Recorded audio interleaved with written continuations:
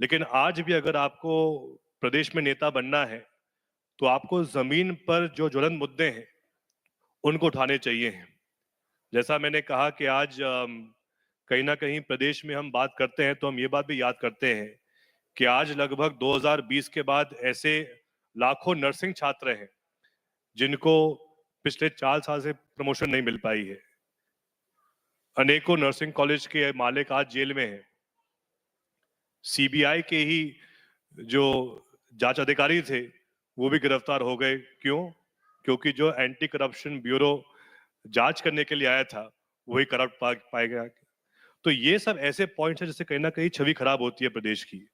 और इसलिए मैं कह रहा था कि आज अगर सबसे बड़ी आवश्यकता आज कोई भी सरकार की हो, चाहे वो सरकार भाजपा की हो चाहे सरकार कांग्रेस की हो, लेकिन युवाओं का विश्वास पुनः सरकार में हो, वो शायद ये चुनौती वर्तमान सरकार के सामने है। क्योंकि हमारे प्रदेश और देश की जनसंख्या है, चाहे वो जितनी भी अधिक हो, लेकिन वही जनसंख्या पर अगर हम ध्यान नहीं देंगे, उसी मानव संसाधन पर अगर विशेष ध्यान नहीं दिया जाएगा तो वो एक बड़ी चुनौती बन सकती है। लेकिन अगर कोई भी सरकार उसी मानव संसाधन पर उन्हीं युवाओं को शिक्षित बनाने के लिए, उनको प्रशिक्षित करने के लिए ध्यान देगी, उन पर विशेष उनको ट्रेनिंग देगी, सलाह देगी, तो वही युवा आपका भविष्य का सबसे बड़ा संपत्ति बन सकता बीजेपी है। बार बार यही कहती है कि आप भी 15 महीने की सरकार में रहे हैं, इसके पहले भी आप सरकार में, तब आपको युवाओं की बात याद नहीं आई। आज आप युवाओं की बात करने लगते हैं। युवाओं को वो रोजगार भी दे रही है, सारे साधन भी रही है। कहाँ लग रहा है उनको? देखिए, उसमें मूल बात ये थी कि हमें पूरे 5 साल का मौका नहीं मिल पाया। अगर हम आज भी देखें तो अगर कोई भी ऐसा लोकसभा क्षेत्र है जहां सबसे अधिक विकास हुआ है, जहां सबसे अधिक उद्योग स्थापित हुए, तो वो छिंदवाड़ा लोकसभा थी। कमलनाथ जी ने अनेक पदों पर रहकर, अनेक विभागों में मंत्री रहकर वो साबित भी किया था कि जहां जहां उनको मौका मिला था, उन्होंने युवाओं के लिए अनेक उद्योग स्थापित किए थे। हमारी भी इसमें तैयारी थी। हमने उन्हें अनेक उस समय उद्योग चालू भी किए थे। लेकिन पूरे प्रदेश स्तर में, और अगर पूरे प्रदेश में अलग अलग जिलों में उद्योग स्थापित करने के लिए, रोजगार के नए पद देने के लिए अगर हमें पूरे 5 साल मिल जाते तो ऐसे और अनेक काम हो जाते। लेकिन पूरे 5 साल नहीं मिल पाए। इसके अलावा अगर आप देखें तो आज सबसे बड़ी पीड़ा युवा की क्या है कि आज युवाओं के हित में जो सरकारी पद मिलने चाहिए हैं, नई सरकारी नौकरी मिलनी चाहिए है, वो नहीं मिल पा रही है। आज भी ऐसे अनेक विभाग हैं जहां परीक्षा हो चुकी है लेकिन अभी तक नतीजा नहीं मिल पा रहा है। और ऐसे उदाहरण भी है, नतीजा भी आ गया लेकिन प्लेसमेंट नहीं मिल पा रही है। कहीं ना कहीं हर विभाग में आज भी सरकारी पद रिक्त पड़े हैं, उनको भरा नहीं जा रहा है। पुलिस विभाग में भी अनेकों सालों से वैकेंसी है लेकिन उनको भरा नहीं जा रहा है। तो अगर सरकार के पास ऐसा मौका है, ऐसा अवसर है जहां वही सरकारी पद हम भर सकते हैं, तो क्यों नहीं भरे जा रहे? अब हम नीट का उदाहरण देखें तो शायद पहली बार ऐसा हुआ है जहां नीट का पेपर ही लीक हो गया। पहली बार ऐसा हुआ कि अनेक लोग जिन्होंने परीक्षा गुजरात में दी वो थे बिहार के, यूपी के। अब स्वाभाविक है अगर कोई मध्य प्रदेश का है तो परीक्षा मध्य प्रदेश में ही देगा। लेकिन ऐसा क्या कारण था कि उनको गुजरात जाना पड़ा परीक्षा देने के लिए?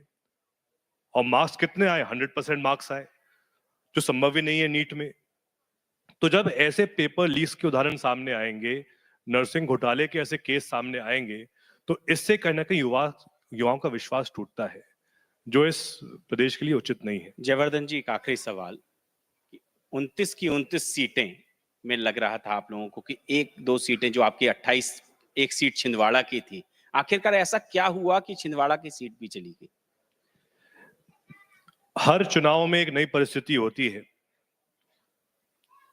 2024 में तो अब की बार 400 पार का नारा भी था, लेकिन वो भाजपा हासिल नहीं कर पाई।